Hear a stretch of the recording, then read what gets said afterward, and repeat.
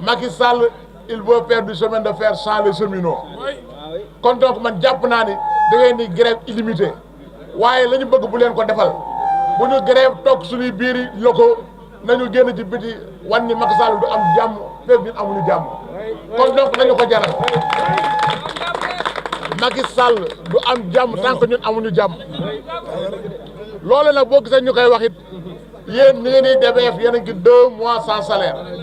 PTB actuellement yi jàpp leen ni commencé na bañ a fayeeku tey ji même bu ñu fayeekoo tey sax xam naa ne dañoo dem yalwaan ca banque yi pour am ko te loolu mënut a wéy en tout cas taxaw nañ ne chemin de fer ay jamono état dana am problème mu xaalis danaa ñëw ci chemin de fer tibb xaalis régler problème mu état mais léegi fexe nañ ba léegi ñun ci état la ñu sukkandiku pour fayeeku ñu ñuy bëgg a yalwaan loo loolu nag moom ñun duñ ko nangu te duñ ko nangu ëllëg kon donc tey ji PTB bi muy DBF bi muy sës muy yëf bu ñu bëggee mu baax it dina baax incha allahu rabbi kon noonu li ma leen di ñaan moom mooy ñun tout récemment on a fait un mémorandum pour les travailleurs du PTB mais boo ko liiree ca kaw lu njëkk a wax mooy que DBF dafa war a suqaliku PTB mën a suqaliku parce que xam nañ PTB mënut a dem mukk sans DBF dem nañ seeti moo di gërë wax nañ ko ni ko nag na ngeen jóg ñu jéem a dox loolu nee nañ ko nag bu dee jógu leen Macky nee na dina inaugurer le 14 incha allah rabbi mais ñun avant le 14 on va faire un point de presse pour montrer que le jour on va saboter nous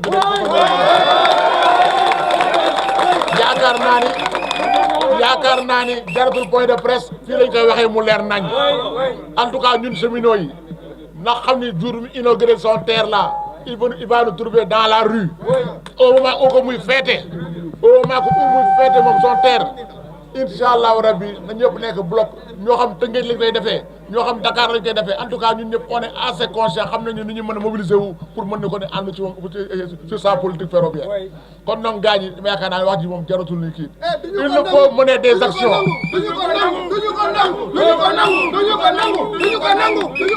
kon donc il nous faut mener des actions ensemble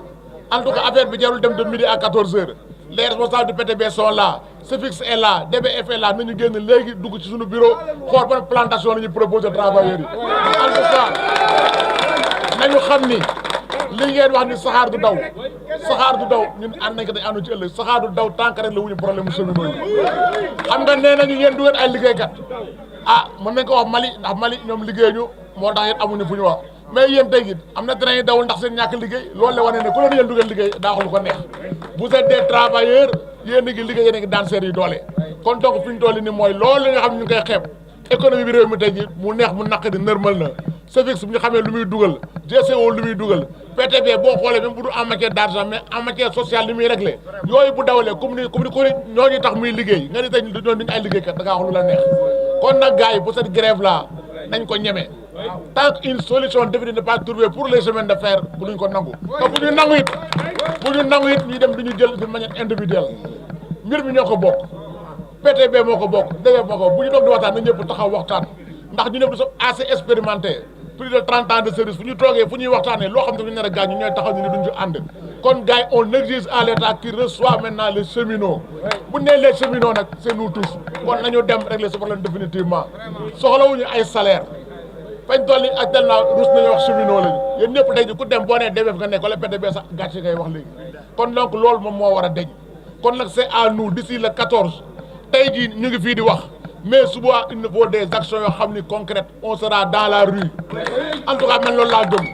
en tout cas ñun on est prêt fu ngeen ñu mënta woo it keroog dama ni Mame Mbaye Tounkara ak ñoom SG manta ñu ku nekk woon ak Lamine Fall ni leen le PTB est prêt fu ngeen ñu woo ñu wuyu si leen incha allah rabbi suñu saxaar yee fee mu nekk même yéen bu ñeen ñoo xam bëggoon mu bouger incha allah duñ ko bouger tant que ñun suñu problème rek la wul kon donc xam leen ni daal on est de tout cœur avec vous en tout cas les SG dégg ngeen suñuy kàddu on est prêt à tous que l'on tienne une réunion entre nous de une plateforme boo xam ne moom la ñuy appliquer woo tous les cheminots dañ xam ne nag fii ba le 14 muy inauguré Macky Sall du am jàmm ñu ni kon duñu am jàmm. Comme l'a dit le camarade comme encore Momar Sall le chemin de fer est en train de traverser une crise boo xam ne àdduna musul yaakaar ni chemin de fer ak petit train de banlieue ak DBF dinañ dem ba agsi fii benn la ñu woon ñu xëy suba teel séparé ñu te biñ ñu séparé ñun ñëpp a ko bañoon ñoom ñu ne non c'est une solution de relancer le chemin de fer tey ñu gis ni tey loolu moo indi situation bi chemin de fer nekk ni tey bi petit train de banlieue nekk bu DBF nekk mais comment pouvez-vous comprendre que ñuy wax patrimoine ferroviaire tey bu ñu jëloon suñu patrimoine ferroviaire concédé ko bailleur de fonds bu ñu leen suñu patrimoine concédé kii wa ngi nii nga yëkkati léegi 2000 milliards jox ñu tey mi ngi nii patrimoine baa ngi nii c'est des anciens cheminots retraités de connivence avec le liquidateur ñoo ko yor di ko jaay di noos ci biir dëkk bi kenn du wax dara et là ñun ñi taxaw di réclamer suñuy droit ñun dañuy yóbbu ci kaso bi au moment où des gens sont en train de brader le chemin de fer ba noppi te kenn waxu ci dara l'état taxaw di seetaan ñu ne état ngi fi non qu'on se dise la vérité camarade li Momar Sall wax nii dëgg la on va rapidement fixer une réunion du secrétariat du petit train de banlieue et des syndicats de DBF et maintenant bu ñu ci génnee suba vous allez entendre ici la déclaration oui parce que duñu toog fii léegi ñu naan ñi ngi inauguré terre di kontaan di tàccu ñun ñuy dee duñ ko def donc moi je pense camarade comme l'a bien dit tout de suite le camarade Momar Sall nous devons tous être ensemble léegi nag jot nañu jël suñuy comme léegi nee nañu terre bu bees am na nañu rëdd nag ay bàmmeelu agent wu DBF c'est ça le problème bi du ay problème mu mbokk du problème ay relation problème mu ñëpp la c'est les cheminots qui sont dans une situation boo xam ne kenn mësul yaakaar ci àdduna dinañ ko nekk boobu ba léegi ñu ngi raay mbelle saa yu ñu xëyee ñu ngi ñuy dikk ay projet wax nañ fi chinois yi wax nañ ñu fi turquie yi wax nañ ñu fi thaïlandais yi bu ne ba barki démb ñu naan banque mondiale ba leen waroon jox 500 milliards ñëwaat na ña ngay wax mais qu'on se dise la vérité si des décisions ne sont pas prises d'ici le 15 janvier ou bien d'ici le 20 janvier sur le sort du DBF et du petit train de banlieue béeba ñu lal suñu bagage dem toog xaar moo tax je pense que c'est un moment historique où nous devons faire bloc ñu génn les deux secrétariats des 4 syndicats des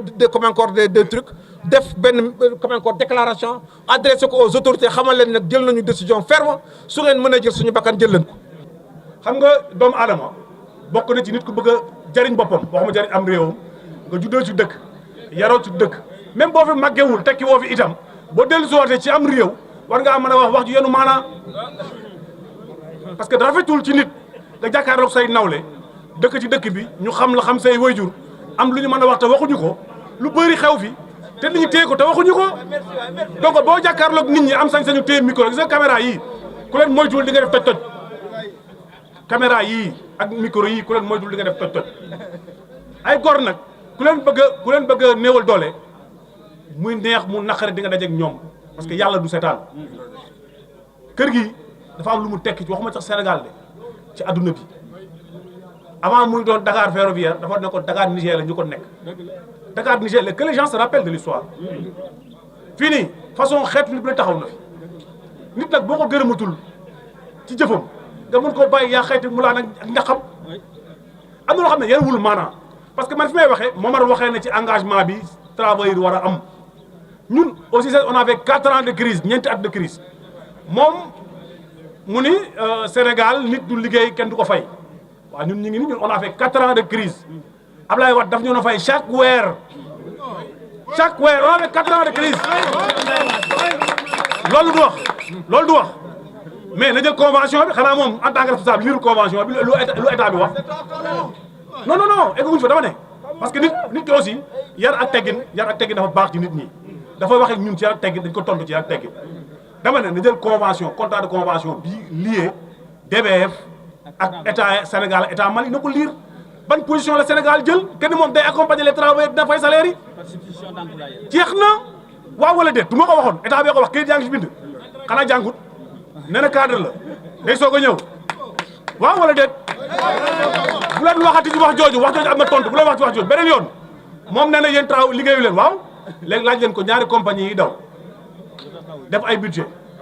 muy GCO ak Cevix laaj leen ne leen ndax jot na chèque GCO ak Cevix waaw wala déet loolu rek moo gën a nee liggéeyu leen parce que wax na dëgg ku liggéeyul kenn du ko fay wax na dëgg waaw mais moom laaj ko ndax jot na chèque bu jógee si ñaari compagnie yi daw parce que bu jotee chèque ñaari compagnie yi daw ça veut dire que ñaari compagnie yooyu ñu ngi leen di presté non que ça soit clair moom nee na liggéeyu leen comme que liggéeyu leen laaj leen ko moom ne ko ndax jot na chèque bu jógee Cevix à GCO bu boobaa dina xam liggéeyu leen am na ñoo xamante ni du tontu bi xam nga lu koy war tontu bi leen rek mooy tontu bi mooy que yéen travailleurs yi ñun ñëpp ñu bokk nekk benn rek de Dakar à Kidira ñu nekk benn travailleur parce que dinaa leen fàttali benn fàttaliku ñun sëñ Saliou yaa rax mu biñ ko seetee pendant crise ICS daf ne lu ngeen mën a def mën ngeen ci am résultat mais résultat bii duré mooy résultat bi leen may que lu ngeen liggéey mu barkeel te mu jëm kanam mooy ngeen nekk benn ñun bi ñu fa jógee ICS bi ñu fa jógee amatuñu syndicat amatuñu daayira murit amatuñu daayira tijaan amatuñu chrétien amuñu julit ñun ñëpp benn comité lañ doon benn comité laa la wax ce qui nous a donné en 2008 de gagner 8 milliards laa la wax en une seule journée sur une plateforme ce qui n'a jamais eu au Sénégal 8 milliards en une seule journée unité moo leen di may li xolal du bopp du sama kanam gu ñaaw gi wala kanam keneen moo leen koy may képp koo xamante ni gis-gisam wuute na gis-gisu dajale leen ngeen nekk benn tege leen ko nële ñun li ñu mën ñu ngi koy liggéey tey nag wax ji xam nga lan la on n'a pas besoin du directeur général on n'a pas besoin du ministre on veut voir le président de la République si possible ma ne wax ji du ministre du premier ministre on a besoin du président de la République on veut voir le président de la République on veut collaborer avec le président de la République parce que bëri na lu fi am lu leer laa leen di wax c'est ay nit ñoo jël ay clientèle politique lañ politique bëgg a defar seen affaire moo leen dugal ci li ñu nekk donc le président de la République moom ñun xam nañu que ni liggéey bi def chemin de fer déclic la mais nag ay nit da koy bëgg a yàq kon boog tey li ma leen dolli rek mooy restons unis